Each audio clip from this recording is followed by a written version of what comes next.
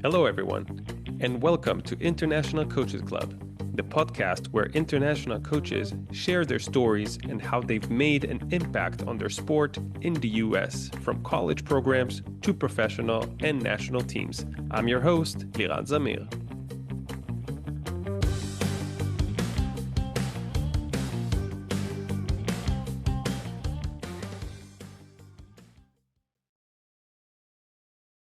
She represented Australia on the FIVB World Tour from 1995 to 2000, earning a bronze medal in Osaka in 1996. She competed in the 2000 Olympic Games in Sydney, then spent another decade on the AVP Tour playing professionally until 2010. In 2014, she joined the UCLA Beach Volleyball coaching staff as an assistant, but their impact didn't stop with coaching. In 2011, she founded Evergrowing, an organization dedicated to help parents and coaches to create the mental environment young athletes need to thrive. With a master's degree in applied positive psychology and coaching psychology from the University of East London, and more than a decade working with families, colleges, and sports organizations, she became a trusted voice in the intersection between high performance and mental development. Sarah Straton is my guest today.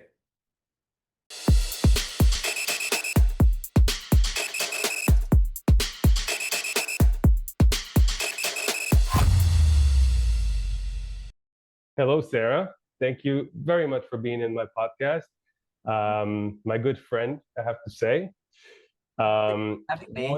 Yeah, absolutely. What stood out the most from that introduction? It's been a long road. I think it's like this year was 25 years since the Olympics in Sydney. It's like 25 years feels like so long, but yet, so much has happened. So I think the fact that I've been around the sport for over 30 years, well, longer, I guess, if you count like way back when I was first started playing, but it's been such a big part of my life. The fact that I came today from playing beach volleyball with my friends. And so I feel like I started and loved it immediately, and now I'm still playing. And I feel like that's such a representation of not only my experience with the sport, but also volleyball in general, that it is a sport that you can play until much later in life, which is really fun. Absolutely. I remember you once mentioned we're gonna touch that a little later when I brought you over to SMC with the men's volleyball team. But you mentioned the story that you started your career, or playing career rather, a little later in life or after your friends or something like that. Can you tell us that story? Yeah, it's funny. I didn't really play in elementary school. Like, I feel like kids start so young now. I didn't really play until I was in college. In high school, I was on the team, which was very low level. When I was year 12, so a senior in high school, our coach said to us, if you get 3 hits on your side of the net, on our side of the net, I'm going to buy you an ice cream. So we did that once the entire season. So if that doesn't tell you about the level of the sport that we were playing at that point. But I didn't end up really starting until I was a freshman in college. And I heard that the volleyball club was really fun. And I was like, all right, I'll try it. And I loved it. And I ended up like going to several trainings a week. I would go from one club to another club just to get extra practices. And so I was 17, 18 and just a beginner. And I remember going to a junior training camp that had 12, 13, 14-year-olds. And here's me, 18 at the time. That was at the same level as them. But I showed up and went to these training camps because I was like, hey, I'm a beginner too. And I feel like, honestly, I actually feel like because I started late, that's part of the reason I ended up playing for so long. Like, I didn't have any pressure from parents or anyone else at all. 100% came from me. And I was just on my own timeline. That's fantastic. You mentioned you didn't have pressure from parents. I think this is something we wanted to touch on a lot in this episode about the mental stress and the game in the U.S. and the way we see it as international coaches coming from different countries where the sport culture is completely different. But I really, before we get there, I want to talk a little bit more about your career. So you played FIVB, the biggest stages in the world, bronze medal in the World Tour, which is really, really cool, and an Olympian. So this is fantastic. And then you finished that and you moved to the US playing the AVP Tour, which is the professional beach tour. So I was just wondering, what do you think is the biggest differences between the big stage, Olympics, so on and so forth, and the AVP professional tour only inside the US? That's such a good question. So I was actually living in the US when I started representing Australia.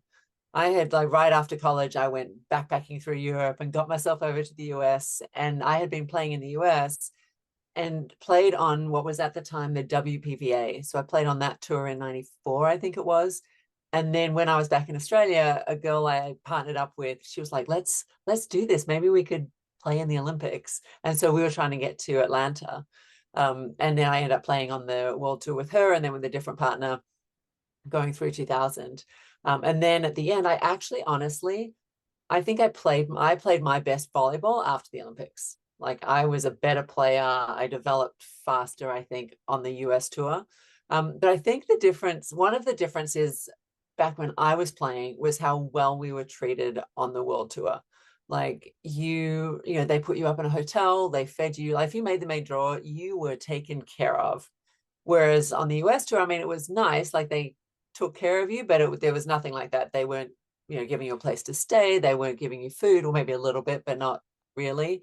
Um, but now I think on the world tour, it's a little bit different. Like they don't take care of you quite as much. And there's not as much money now as there used to be at the lower level on the world tour. So I don't know if that really answers the question, but I Well, don't know. I that's feel like definitely a different the different one of the differences between the yeah. world tour and so on. But Yeah. I was thinking of another difference yeah, actually, was like when you're on the world tour, you're like you have people from all these different countries and everyone's like just hangs out together all the time because it's like you're this traveling circus and like you go from one place to the next and you party with them and you have dinner with them and you practice with them. And so I made such fantastic friends because it was this intense experience where you're living together, essentially just staying in different hotel rooms, then doing everything else together. And so I feel like that 6 years that I played on the world tour, 6 years I played on the world tour, I just built some really beautiful friendships. that's wonderful. I'll give you an example. For instance, when I lived in Alabama for a year, now in DC area, but 5 years in California, and when I meet new people and we click right away, then only after I realize that they're from California originally. So there is like a connection or like a vibe or a kind of people that I like that are from the West Coast. Of course, East Coast people are so cool, but it's like something else. Yeah. So playing against AVP players, America players, was the rivalry a little different than playing in the World Tour? That's an interesting question. I think it's a little different because on the world tour, your partnerships are relatively set because you're not um you're amongst your country, like you're playing, your partnerships are only available within your own country. Whereas I feel like on the US tour, there is something to like, well, I can't burn that bridge because I might want to play with that person like next week or the week after. Because I feel like partnerships in the US are a little more volatile. Like people tend to split up a little more. And it just, I don't know, I feel like there's just a different vibe. Like everyone, you're training with your opponents. And that's the thing about beach volleyball. You're always kind of training with your opponents. And it's going to make you better. But also you never know, like if you might be playing with that person coming up. Fantastic. All right, I want to touch on the Olympic experience. Not only that you played in the Olympics in 2000, but it was on home soil in Sydney. Um, can you describe the experience from the way you remember it? Oh my goodness. So many crazy memories. A few that stand out. One is so we went into the Olympics as the 22nd seed out of 24 teams. So we were not expected to do well. Our first game was against the number 3 seed, which was the American team of Jenny Johnson Jordan and Annette Davis. And we actually played really well against them. But back that up a little bit. We were not playing on the day after the opening ceremony. We were playing 2 days later. But originally, the coaches had said no beach volleyball players are going to march in the opening ceremony. And we were like, well, this is our big experience. Like, this is why we're here. I mean, of course, we were here to compete. It wasn't that we didn't think, we could also do well, but we really wanted that experience. And so they said, okay, we will do a test run and we're going to take all of you out, and we're going to walk around and keep you on your feet for, 6 hours. And then the day after that, we're going to have a little mini tournament amongst you. And so we went out, it was called Darling Harbour. We went out, we were walking around and on our feet for 6 hours. Next morning we play, and my partner and I, Annette and I, we had the game of our lives. We played better than we've played probably. I think we were fired up because we wanted to be able to march in the opening ceremony. It's like And the so, ice cream. You get an ice cream or you get something else. seriously. And so, yeah, we ended up being allowed. And I think not all of our teams marched because some of them were actually playing the next day, but we were allowed to. And that was so amazing, just being around not only all the athletes that we knew from all the other countries, all the beach volleyball athletes, but then all these heroes that we'd seen. I've been a huge fan of the Olympics since I was a kid, and so getting to rub shoulders with and take photos with some of these people that I'd looked up to for my whole life. That's And really cool. I think the other Olympic experience that stands out for me was I remember standing in the tunnel, like about to go in for our first game, and there being just this deafening roar, like the crowd. It was so, so loud. And I remember thinking, I don't know what this is like. Like, I was just kind of overwhelmed by it all. And I remember just reminding myself, hey, it's the same game. It's the same people that we've played before. Those refs we've seen like for years on the World Tour, it's the same ball, it's the same court, like everything is the same. It's just like none of that stuff, like the fans and the noise and everything, the context is in my control. And it was so funny because I'm not like necessarily very vivacious. Like, I don't get out there and do anything grand. But I was like, we play this game, I'm like riling up the crowd, and like, I don't know, it was this surreal experience, but I felt like it really brought out the best in me. Fantastic. That's awesome. Yeah, this is an experience that I never experienced as a player, but hopefully as a coach one day. Yeah. Um, so, you know, an Olympic is a highlight in a career, but Yeah. is there a highlight in your career that you can share that not necessarily in the Olympics, maybe it is? Yeah. I think the highlight, honestly, was winning a tournament on the AVP. And because I got better and better after the Olympics, and I was playing with Linda Hanley, who was an absolute legend. And we had so much fun. She's hilarious, but also incredibly good.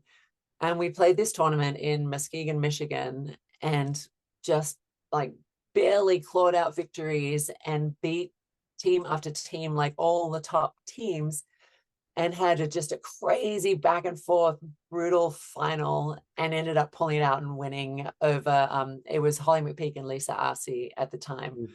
But it was just this validation of just like, oh, wow, I'm actually, at the top of, at the pinnacle kind of where I could be at that point.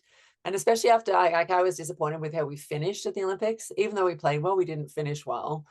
And I think that experience was just, I don't know, it was really fun and really validating. That's wonderful. All right, that's really awesome to hear. And then, so you ended your playing career about 2010, the AVP, Yeah. and you stepped away from the pro circuit and the playing, um, and then you joined the UCLA Beach Volleyball coaching staff as an assistant in 2014.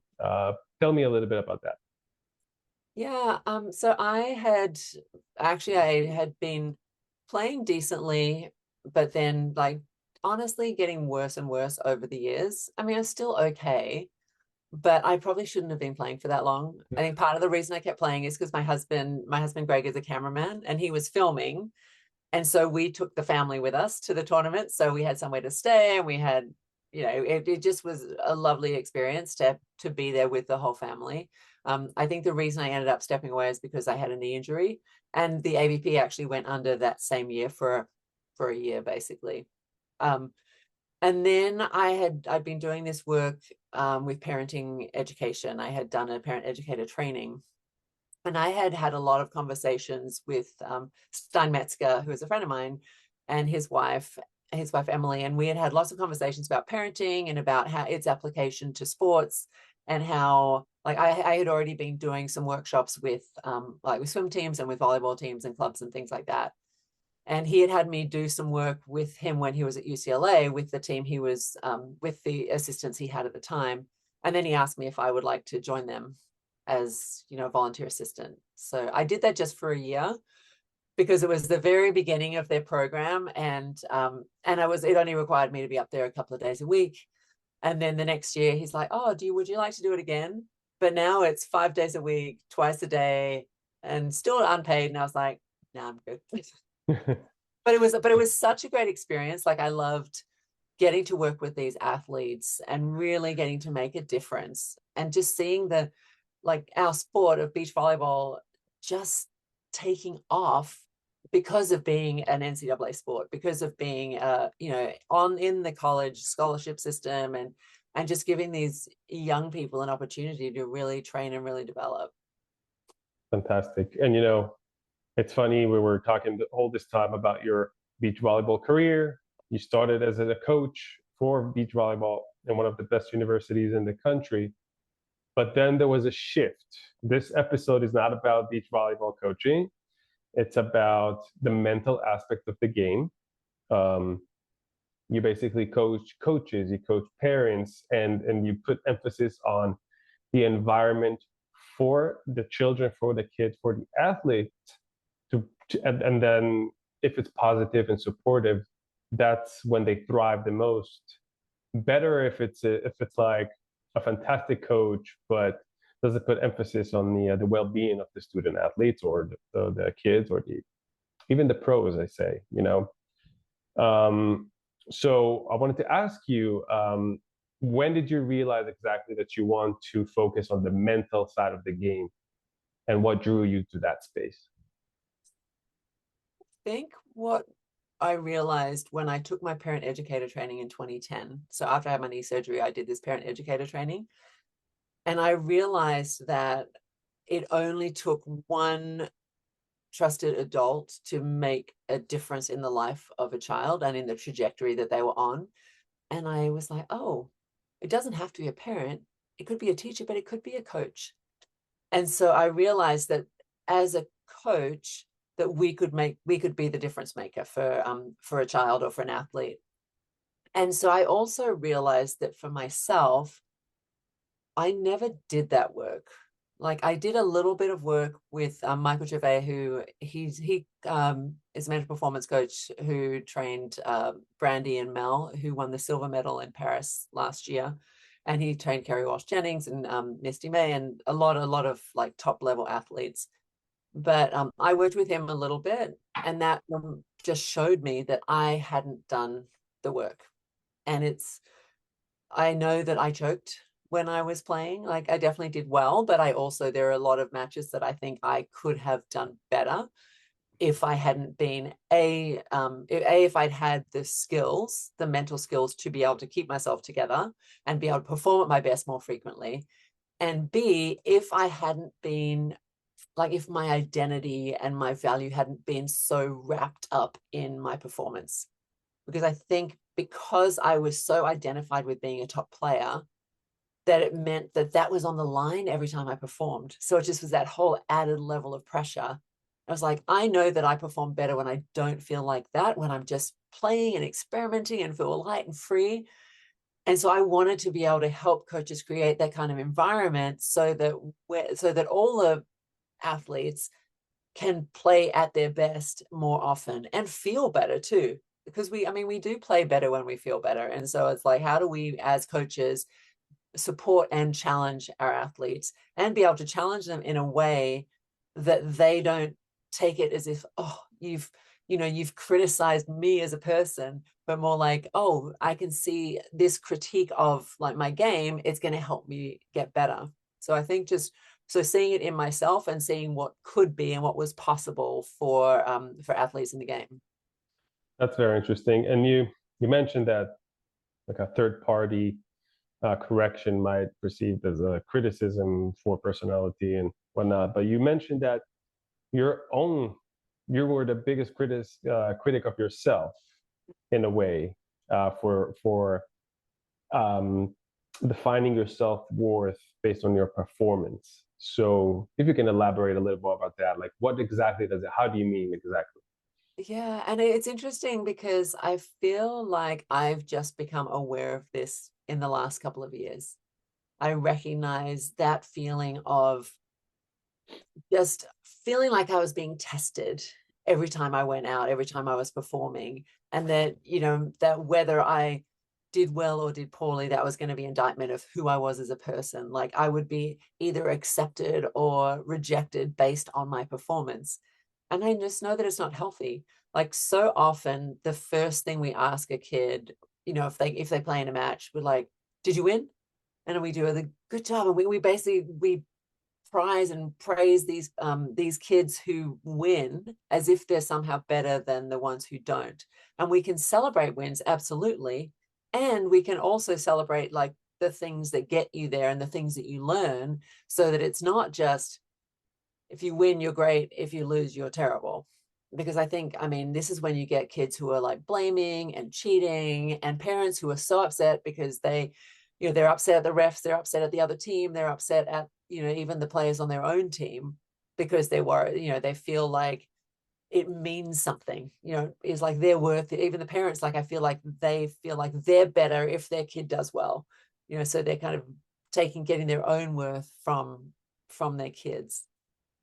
Do you think that a coach that creates an environment that is teaches that failure, quote unquote, is something positive that you can learn and thrive from, and that you put emphasis on the well-being and enjoy what they're doing, you think that a strong coach that can teach that can overcome a parent that is putting pressure on their kid to perform well?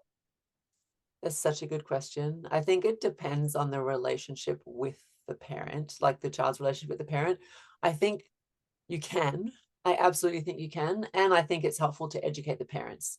But here's how you help your kid become a better athlete, right? It's like when you give them an opportunity to make their own decisions and fail, and when we support them through it and know that we're all just going through life figuring things out, finding out what works, finding out what doesn't work. So if we can educate the parents and say this is going to help them be a better player, then the parent is actually more likely to treat them better. And that makes the difference. So if the parent knows that the kid not being fully identified, because this happens a lot, is often kids identify themselves as being an athlete, being a volleyball player, being a football player or whatever it is. And when that's part of their identity, it means that so much is on the line, and there's pressure, whether it's from parents or like for themselves, that my whole identity is on the line when I perform. But I think that we can teach parents that that's making their kids actually play worse and be less likely to succeed. And so it can make a difference. So hopefully if we can educate the parents, and we can overcome it by teaching our kids psychology, by teaching them science of like, yeah, there is actually like science behind the fact that if you can understand your value as a human being, then you can use all your qualities and all your skills to play, and like play as in play in this experience, play in this sporting experience, and try things out. Treat your whole sporting experience as an experiment. It's like if you want to do well, hey, try that. Try eating better, try like listening to what the coach says, try whatever it is you need to do. But if it doesn't work, go back and revisit it, and don't just take it personally, because it's about how do we actually, how are we going to improve? How are we going to improve? Yeah, and that takes me to the next thing I wanted to talk about. You said not just coaching the athletes, but coaching their parents. Um, if you can tell us a little bit about ever growing, Mm-hmm. and what do you do with that, and how do you implement that with the parents of those athletes? Yeah, so Evergrowing is just the name of my business, which includes the parenting classes I teach. And then the work I do with athletes, both individually and in teams, and then with coaches and sports parents. So really trying to have this holistic approach to how do we create environments where people thrive, like not only the kids, but also the parents, so they can have great relationships, so that these young people come through their sporting experience getting the most out of it, really benefiting from it, rather than, like, for some people they have such a toxic experience that it actually crushes them and they come out worse for their sporting experience. Hmm. I mean, I want young people to be lifelong athletes. I want them to, like me, I want them to enjoy playing sports for their whole lives. And I want them to be able to learn, like, the skills of self-regulation, the skills of focus, the skills of performing under pressure, so that they can do that in any avenue, whether it's their academics, whether it's their job as they get older, whether it's them when they become parents. So being able to just be fully human beings, like the best that we can be more often, more of the time. Fantastic. Um, so, we're saying the well-being of the athletes, put it first. Coaches need to create that environment, so on and so forth. So, how do you, Sarah, define a healthy sports environment for those younger athletes? How do I define it? Um, I think when when kids are excited to go to practice, and when they're excited to learn, and they are, like, doing the best they can, and they're not beating themselves up or being shamed or criticized um, individually for their performances, I think that's a good sign that they're in a positive environment. I think really what it is an environment where kids know that they matter, that whether that's about it's just knowing that they have something to contribute, that they have value and they add value, basically. And I think when we create that type of environment as a base, then kids will listen to you, and they're willing to, like, take your feedback, take the critique, make the adjustments, and we want to help them to make good decisions without the coaches having to micromanage, right?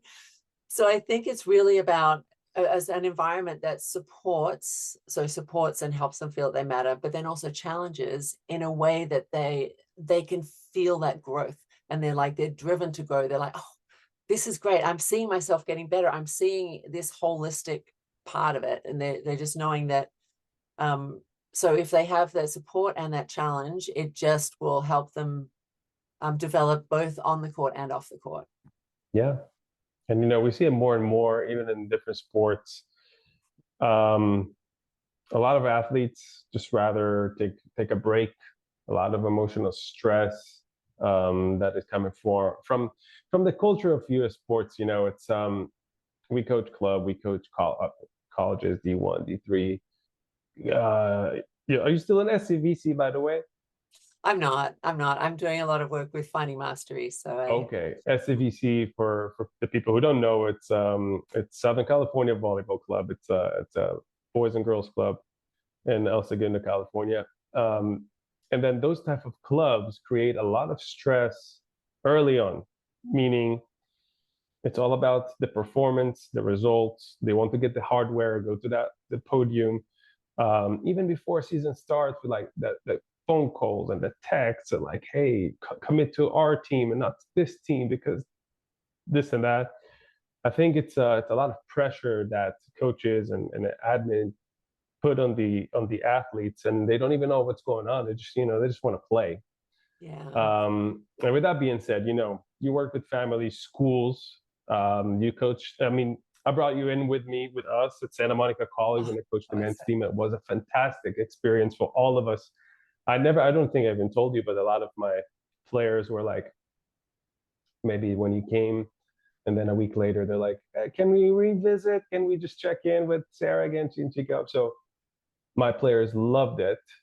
Sarah helped us and the men's team at Santa Monica College on a monthly basis to kind of take a breather and kind of check in with ourselves. How is the team chemistry going? camaraderie, just things to help us navigate through the games. And we used those tools that you gave us, and it really helped out throughout the season. We had successful season. So you work with families and schools and sports organizations such as SCVC. What do you think the common struggles you see in coaches or parents even when they face youth sports today? I was going to say one of the common struggles right now is the parents. And I don't know how much that is at the college level. And although I have heard that it is actually a struggle at the college level. I do want to say actually, and you were talking about when I was working with the guys at SMC, with your teams at SMC, what I loved about it, well, they were really open to it, but we collaborated. It wasn't like I went in there and say, here, you have to do this, you have to do that. But it's like, okay, well, if you wanted to be successful, what would a successful season be like? What would it feel like? And let them say, what would we need to do to get to that success? Whether it is like we feel like we grew, we feel like we made great friendships, lifelong friendships, we feel like we trusted each other and we built that trust. And it was so empowering for them, I think, to come from that place of like, we're in charge. We have agency. We're in charge of how this season is going to go. And it's not just we're going to look to the coach and have the coach determine it, but it's like we're going to keep revisiting us and really come together. Sorry, off on tangent there. But I do think, but the struggle is so often there is pressure on these kids to be individually successful. Right? That the only possible benefit in the sport is actually if you get a scholarship or you are, rated as one of the best players. And so then it becomes this really competitive environment where parents are kind of pitting against each other, or, players are pitted against each other. Like, if you want to beat that person, and rather than this is someone I need to work with, and we're going to need everyone. But like I remember with your teams, like by the time we get to playoffs, we need to know that we can trust everyone, that we haven't just played with this same 7 players that no one else ever came in, but we have to be able to trust them because things happen. People play well, people play poorly. We need to be able to bring people in. But I think parents are putting this pressure on, and they see sports as like a box to check for a college application. So either they're playing it because they think they're going to get a scholarship, or they think that it looks good on a college application, instead of letting the kid really find the love and find the friendship and it's such a joy to grow and develop and get better at something. It's so much fun. But we lose that when there's this pressure of like, oh, you have to, you got to take it seriously. I'm paying a lot of money for this. Mm-hmm. So, I mean, I think that's one of the challenges, honestly, is that especially club volleyball, and I don't know so much about the other sports, but it's gotten really expensive, Oh and yeah. it just keeps people out. And there are probably a ton of kids who would have an amazing experience and could just play in sport and then decide, oh, I want to keep going, instead of like, oh, we've paid $7,000, so now you better love it, you better do it, you better be fully committed. Yeah, in California it was very expensive, and here in the West Coast it's a little cheaper, I have to say. And I also affiliated with Metro DC, and they give out scholarships, need-based, and there is another club around here in Maryland that all coaches are volunteering. It's actually a legit club, and that's why it's much cheaper for families to pay. So it's really, really cool. I think it's MVSA. But here's another component. Parents pay NIL. A lot of money is on the table from both sides. How much do you think that adds to pressure in young ages?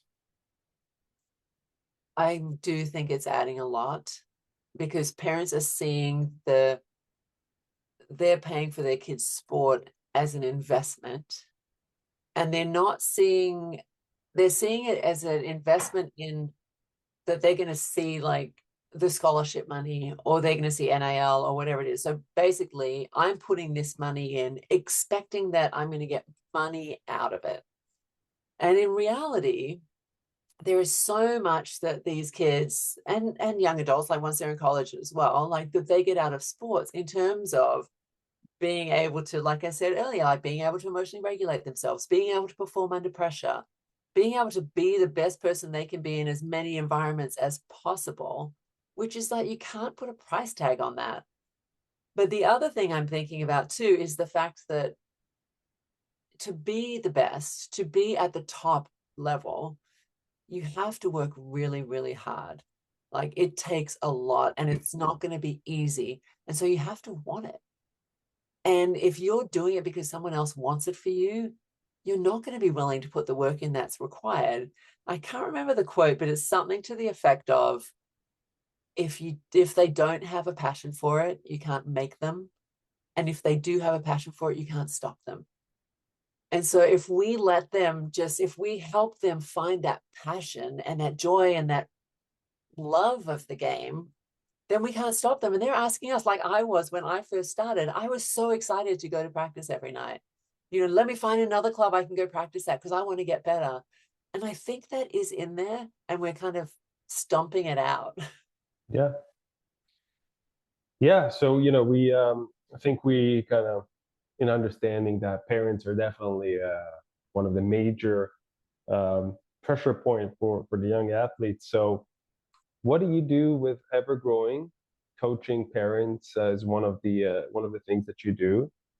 Can you share a little more about that and maybe give us like a success story of a parent and an athlete?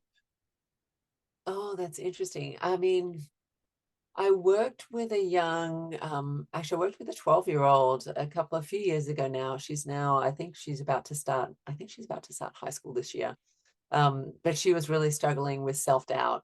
And I did some individual work with her and basically helped her decide, like, what do you see for yourself? How do you want your life to go?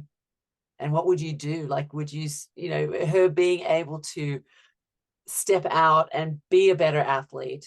Like if she wanted to, if she wanted to do well, she realized that she would have to step up and put herself out there and make these decisions and talk to adults um and just basically she realized that she was in charge and that if she wanted however she wanted her life to go.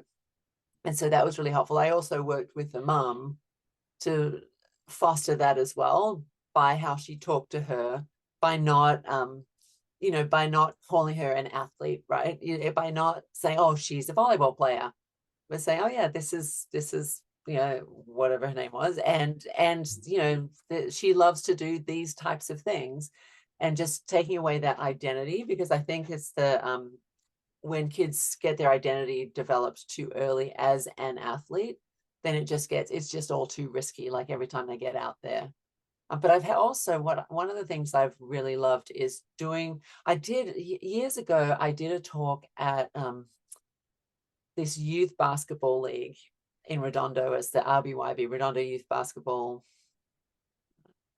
I don't know, yeah.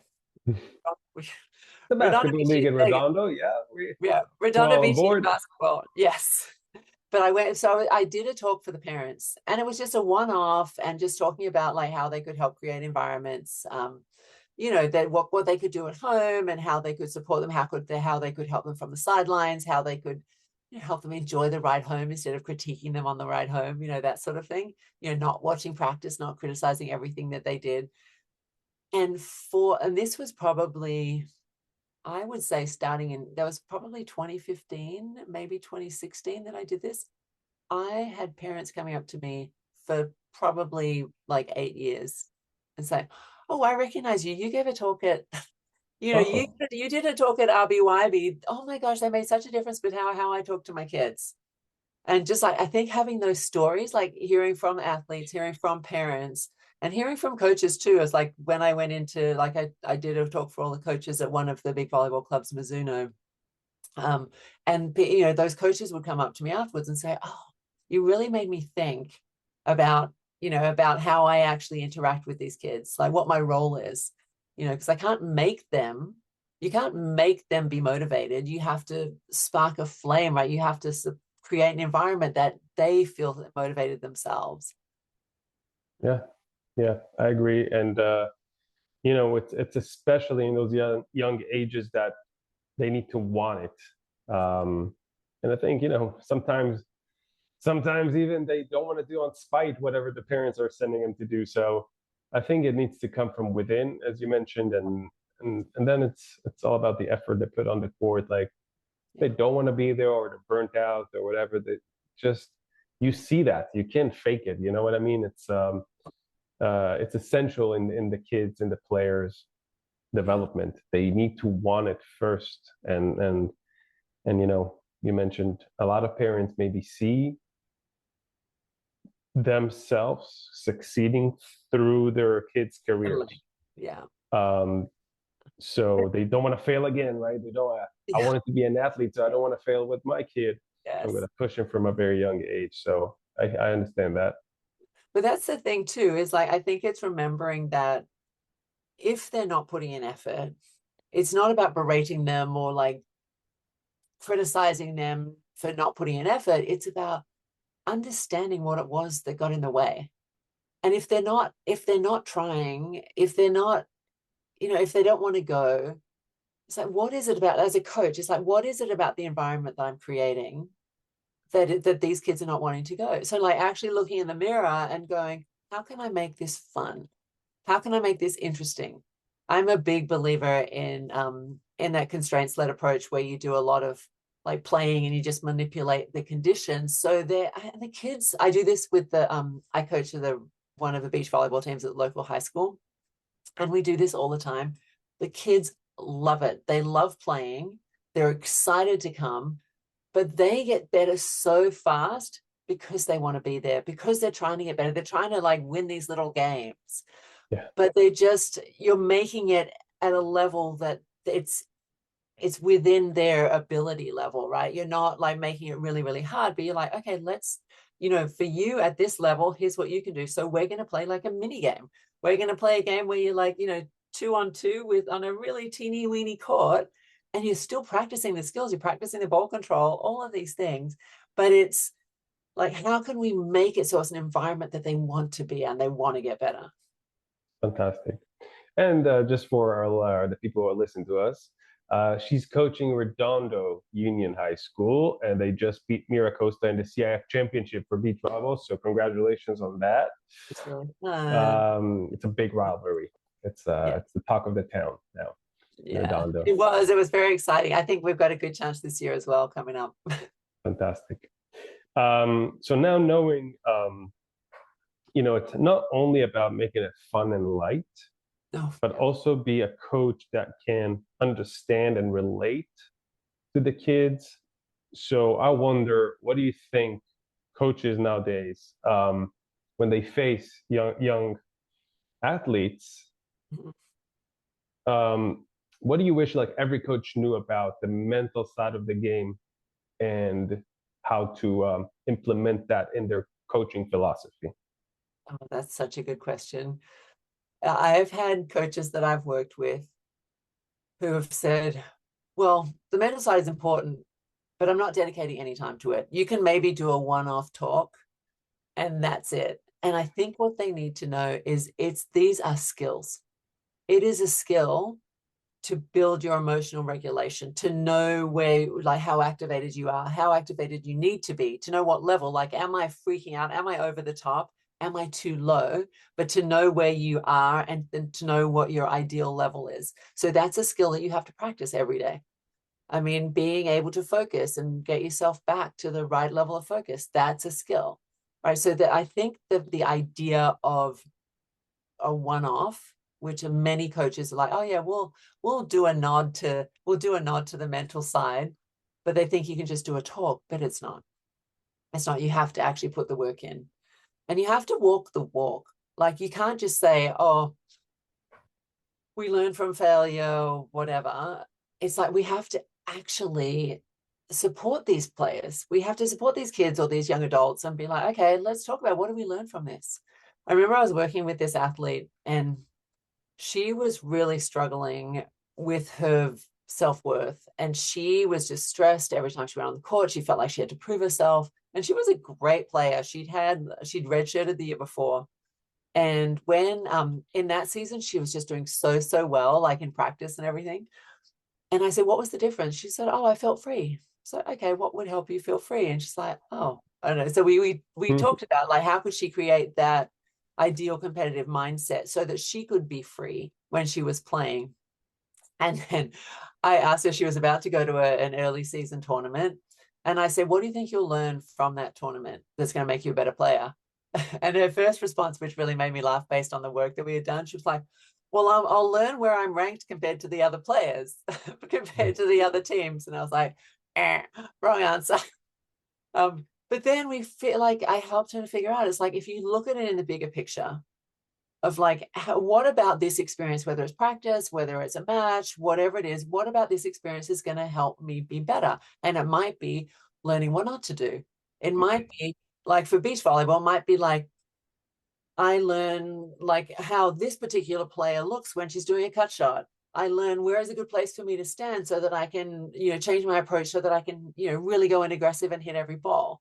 But it's like you are going to learn something from your experience if you're willing to look at it like that. And in reality, like the win or the loss is so fleeting, right? That moment of victory, you're like, yay, and you feel that for what, I don't know, maybe a few minutes, maybe a little bit longer, but not much longer. And same with the sting of defeat, like that doesn't last very long either. But it's all the stuff along the way that we have to enjoy and that we have to celebrate. And a win or a loss doesn't take away the experience and the value and the learning from the whole match or the whole practice session. And so just remembering that, like, this, we're going through this life as like an experiment and it's all learning, and can we just look at it that way and hold it lightly, even though we're doing all this hard stuff, we're holding it lightly and not taking it personally. Yeah, I totally agree. This is something I it's implemented in my coaching philosophy. Also in the book that I'm writing and I'm Oh going to yeah. release at the end of the year. Um, I think the majority of the book is about people and the mental state of the game, and the relationship you create rather than the drills on the court, which are Yeah. also important. But I just wanted to touch again on something that you mentioned, and I wonder maybe coaches who listen will take a note on that. In the higher levels of every sport and every game, I know this episode is a lot about the mental aspect and beach volleyball and volleyball, but in every sport, the better teams, the best teams, are the most consistent teams, Yeah. meaning they can shake off mistakes and Yeah. they do the same positive movements and actions over and over and over again. Mhm. So I wonder, you mentioned that the focus and the mental aspect of a program is a lot of work, right? You got to actually work what you're saying and what you're practicing. How much of that you think is related to consistency on the court? So I think performance is variable, right? Performance goes up and down, and there are so many factors that contribute to performance. And I think that the mental stuff makes a huge difference. I think that if we practice getting into our ideal competitive mindset, if we practice getting to the state that we need to be, getting to the focus that we know that we play our best, then we're just more likely to play at the higher level more often. Because we all know players, we all know teams that can, like, at their best, they're insanely good. Like, they're so good, but they can also crumble and be terrible. Like, that if you get a couple of points off them or whatever, that they crumble. And so it's knowing that if we can do that work so that we're playing closer to our best, like not necessarily at our best, but closer to our best more often, because there's other factors, obviously fatigue and whatever it is, whatever other emotional things get in the way. But if we can play closer to our best more often, then we will be consistent, and will be able to respond to setbacks, because we can't control what the other team does. Like, we can create, we can try to get them to do certain things, but like when they're on fire, where they're like how they perform, that's on them. We can control how we respond to it. And so I think really making sure that we're controlling what's in our control and letting go of the rest, and just knowing that that's all we need, and we can walk away from that with our head held high. What did we learn? How do we just stay at that level? How do we do that again next time? Okay, if we lost focus, or if we got, like, if someone yelled and got mad or whatever, and did some silly things, it's not about being upset with that person, with that athlete. It's about going, okay, if we would want things to go differently, what would we do? Right? How do we support you to move forward? Because we believe in this team, and we want you to go all the way. We want you to be up there. But it's about, like, instead of like trying to shame or criticize someone into doing better, it's about how do I come alongside them and help them and say, wow, whatever got in the way, I'm going to help you so that we can move forward and you can be as close to your best more frequently. Yeah. And it's very individual too, right? It's not like you have one system and then you can implement that with all players. It's very tailored to every person. Yeah, I think it's about understanding what drives them too. It's like, and because everyone is different. Mhm. Yeah, so yeah, like I say, it's not really one size fits all. And yet there, I mean, it is like everyone needs to feel like they matter, right? That they have value and they add value. That is universal. And it's like knowing, hey, being able to recognize like that person's signs, like, oh, that person looks like they're in love today, or I can see by the look on their face, or I can see the certain behaviors that they're doing, that maybe they're not quite where they need to be. How can I come and support them to get back, and be more understanding rather than critical of it? Fantastic. Okay, well, usually I ask coaches in different sports about their favorite on-court drill. But for you, and because it's a special episode about the mental side of the game, what's one mental mindset focused exercise you always include, whether you coach a team or come in as a guest speaker? I think it's the control aspect of like really recognize. I have so many. Can I do more than one? Yeah, give me two or three even. We have all night. Well, I think it's like initially helping them to recognize like what's in my control, what's out of my control, and knowing what's in my control is my thoughts, my attitude, my effort, my behaviors, right? And knowing that that's in my control, and all those other things, that's just noise, right? So I think that's part of it, but also recognizing that, like, finding that ideal competitive mindset, finding that ideal place of like, how do you feel confident? Okay, I want to feel free. How do I feel free? Like, and maybe it's rehearsing that, getting to that place, and having them build that evidence chest, if you like, of, hey, these are the things that these are times that I've done hard things before. These are times that I've been resilient. These are the times that I've been focused. These are the times that I've like that I've done, or that I've done hard things, basically, and use those to feel confident going in. So I think helping them just build their confidence, and knowing that confidence is a choice based on how you talk to yourself, rather than, because I feel like so many athletes, like, they're like, oh, I don't know that team, a bit scared of that team. Instead, I don't know if I can do this. It's like, is that helping you? Is that helping you, having that thought like that? Being able, like, saying to yourself, oh, I'm unsure, instead of like, hey, I'm giving it a go. I'm like, this is a big experiment. We'll learn something from this. I'm going to be a better player from this, regardless of the outcome. And knowing that any focus on the outcome, like if I'm focusing on whether I win or lose, it's taking away from my focus on the present, and actually, which is where the performance happens. Amazing. Okay, well, before we finish, if you can share one of the funniest moments in your Pressure. experience in the US, whether playing or coaching, if you have anything that you could share with us. All right. So it's definitely beach volleyball related, but it's not really sports. I mean, it kind of is. So I told you that my husband Greg is a cameraman, and you've met Greg because Of course.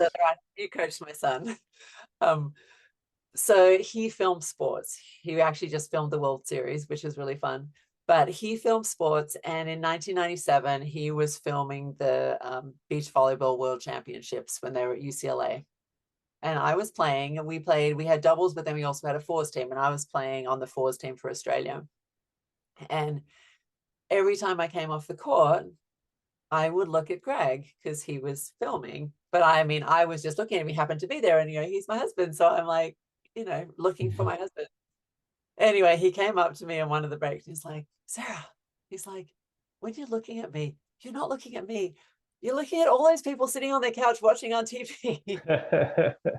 So good thing I didn't like blow him kisses or something, because all the people might have been a little bit weirded out. But yeah, I must have been very intimate to all the people at home. like, you're Fantastic. looking like you love us. All right, we're gonna finish with this section is speed questions. I'm gonna ask you Uh-oh. some questions. You can give me a one word answer or a couple of words, Okay. whatever you feel like.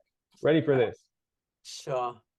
Olympics or World Tour? Which felt bigger? Olympics. Best teammate you ever played with? Linda Hanley. Favorite tournament city or tour?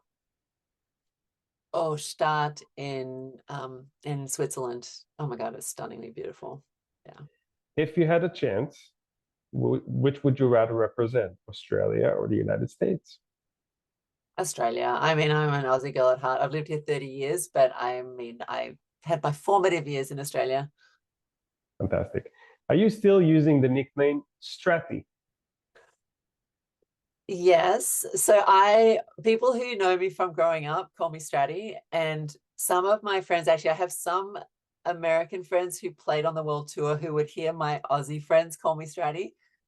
And so not very many people over here do, but all my friends in Australia still call me that. And the couple of friends over here, when I hear that, when I hear that name, I'm like, oh, I know who that is, who's calling. So yeah. Biggest culture shock when you moved to the US? I don't know if this is culture shock, but one of the things that was most fun for me was the fact that moving to the South Bay in LA was that they knew my sport. So I'm 6'2", so I'm tall. I'm like 188 centimeters.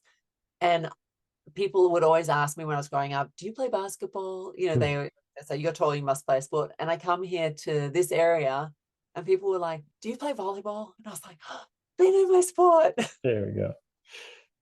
More connected to the, that's what I'm saying about California people. Yeah. More emotional roller coaster, coaching or playing?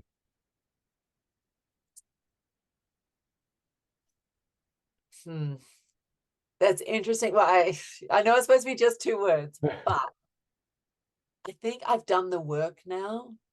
So when I was playing, I didn't have the ability to keep myself grounded and I did have those emotional roller coasters. I feel like now I've done the work, and so it's not an emotional roller coaster. So I don't think it's the fact that it's coaching versus playing. It's the fact that not doing the work versus doing the work. And it's also hard to be a coach because, these people performing, that's out of your control. Like, you've done your part and you hope that they show up and do the things that you've practiced, but it is out of your control. So that's a little challenging. All right. Who needs more pep talk, a better pep talk, athletes or coaches? Who's giving, you mean internal pep talk? Either or from you? Oh, from me. I'm not a pep talker. I think I can make more of an impact with coaches because then it spreads, and if they can then take it to their teams. So yeah. Most underrated skill in beach volleyball? Like being able to control your emotions and your focus, like mental, basically. It all comes back to the mental aspect. Yeah. Mental skill every athlete should train. Calm, emotional regulation. They're an Australian phrase you still use every day. So many. Oh gosh, let me think. Oh, so you're putting me on the spot here. I feel like I can't think of anything.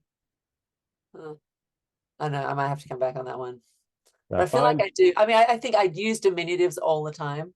So I talk about my sonnies, I talk about Chrissy, and I talk, it's like everything is a diminutive. So I think that's my Uh, Aussieisms.